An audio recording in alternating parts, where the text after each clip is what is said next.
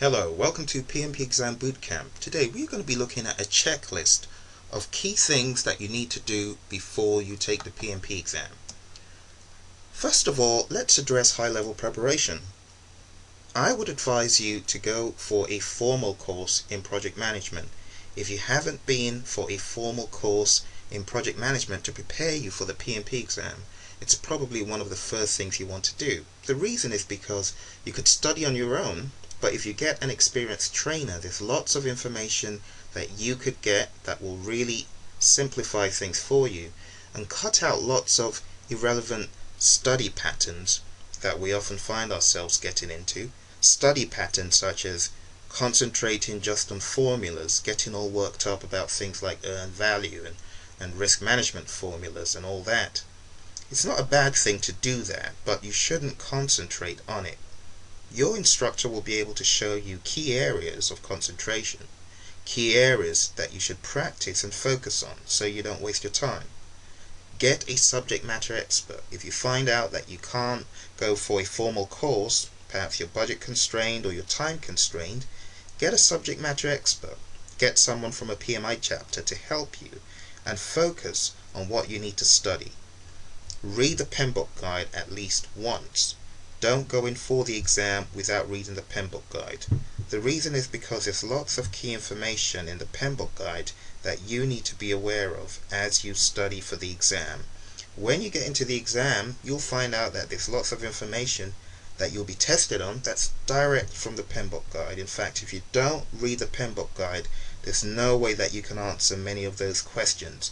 Don't listen to what you hear outside. Reading the PMBOK guide is a key thing for passing the exam.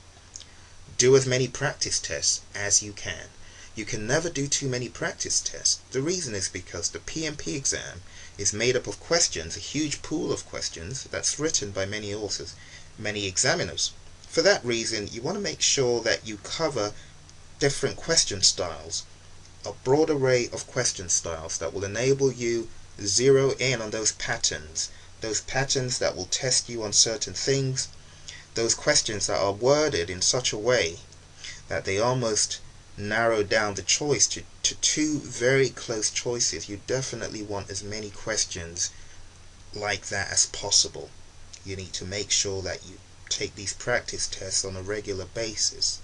And the honest truth about practice tests is, once you've taken a practice test and you've checked the answers and found out the right answers, that practice test is not as useful as a brand new one that's going to test you on stuff that you've never seen. So the more questions that you come across that you've never encountered, the better. Do as many practice tests as you can. Next, don't leave gaps in your prep time. You'll find out that people who take a course and don't do anything about studying for a month and then go back to it, they find inertia. It's very hard to come back to that study material and understand it the same way that you did at first. It can be very difficult. So if you are getting ready for the PMP exam, you absolutely need to do these things. Constant studying. The PMBOK Guide Audio Digest is a very good way of keeping in touch with the PMBOK Guide on the road. Visit www.praizion.com